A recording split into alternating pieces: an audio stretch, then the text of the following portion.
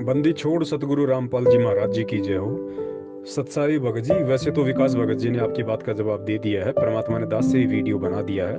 फर्क इतना है कि विकास भगत जी आपके सवाल को थोड़ा सा समझ नहीं पाए। आप जी ने लिखा है यदि जुएं और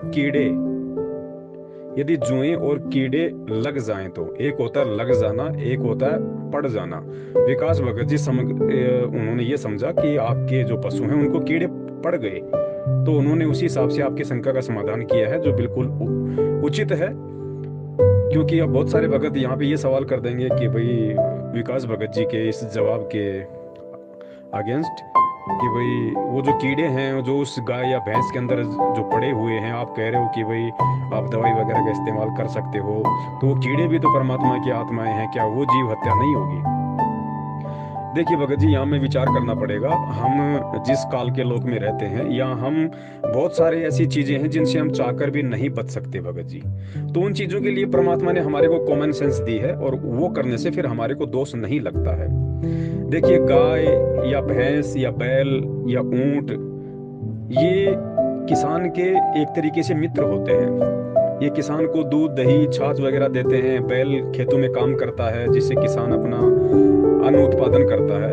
और यदि उसको कीड़े पड़ जाएं तो भगत जी उस स्थिति में हम किसी भी वेटनरी डॉक्टर की सलाह ले सकते हैं, और पशु चिकित्सक जो भी हमें सलाह दे कि भाई वो जो घाव हो रहा, आप उसमें पेट्रोल डालिए, उनको मारने के लिए हटाने के लिए आप उसमें कपूर डालिए, या वो कोई मेडिसिन दे उनको मारने की, तो भगत जी वो सलाह लेने में हमें कोई दिक्कत नहीं है। वो प्रयोग हम कर सकते हैं, उसमें हमारे को दोष नहीं है भगत जी, क्योंकि वो पशु हमारे अधीन है, हमारे अंडर में है। वो हमारी जिम्मेदारी है उसको राहत प्रदान करना। और देखो भगत जी, बहुत सारी बातें हैं यहाँ पे, क्योंकि परमात्मा की नजरों में तो चाहे वो बैक्टीरिया हो, चाहे सूक्ष्म जीवाणु हो, चाहे कीड़े हो, चाहे हाथी हो, सब बराबर है। लेकिन हम जिस काल के लोक में रहते हैं, यहाँ हमने बहुत सारी चीजों को देखना पड़ता है, और परमेश्वर को भी इन सब बातों का अच्छे से पता है। अब अब हम लोग क्या करते हैं, हम बिल्ली पाल लेते हैं, हम कुत्ता पाल लेते हैं, हम बंदर पाल लेते हैं, गाय भैंस बैल पाल लेते हैं। लेकिन भगत जी, हम लोग सांप क्यों नहीं पालते? हम लोग बिच्छू क्यों नहीं पालते? हम लोग वो क्यों नहीं पालते भाई? हम लोग छिपकली क्यों नहीं पालते? क्या वो परमात्मा की आत्मा नहीं है? लेकिन उनको पालने से हम लोग को डर लगता है, हम घबराते हैं। तो भगत जी, बहुत सारी बातें डिपेंड करता है परिस्थितियों के ऊपर।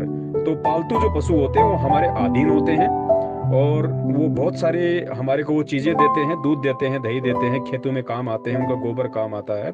तो हमारी जिम्मेदारी बनती है कि हम उनको खाना भी खिलाएं, हम उनकी सुरक्षा भी करें, देखभाल भी करें, हम उनको अन्य जानवरों से भी बचाएं। तो ऐसी स्थिति में दास को लगता है परमेश्वर के ज्ञान आधार से यदि किसी जानवर को कीड़े पड़ जाएं, तो उस स्थिति में हम डॉक्टर की सलाह जरूर लें, और जैसा भी ट्रीटमेंट डॉक्टर बताए वो हमें अवश्य करना चाहिए। उसमें दास को लगता है ज्ञान आधार नहीं है, और यदि कहीं दास इसमें दोषी है तो दास भी फिर परमात्मा से क्षमा प्रार्थी है।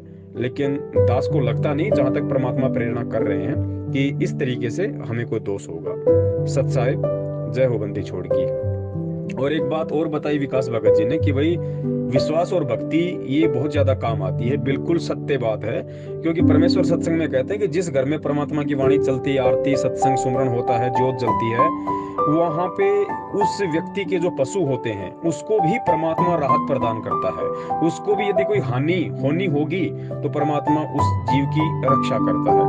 तो भक्ति तो मुख्य है ही, और जब भक्ति हमारी सुचारू रूप से मर्यादित होकर सही तरीके से जिस दिन चलने लग जाएगी भगत जी, उस दिन परमात्मा ना पशु का बाल बाका होने देगा, ना परमात्मा हमारा कोई बाल बाका होने देगा। ये तब तक की समस्याएं हैं जब तक इस संसार में परमात्मा की भक्ति एक रस नहीं हो जाती है, और जब तक हम गुरु को परमात्मा मान के एक विश्वास और दृढ़ता के साथ भक्ति शुरू नहीं करते हैं, तब तक ये समस्याएं हैं। वरना परमात्मा वही है जो पहले था। अंतर केवल आप और हमारे अंदर है, हमारे विश्वास में कमी है, परमात्मा में कमी नहीं है। सत साहिब, जय हो बंदी छोड़ के।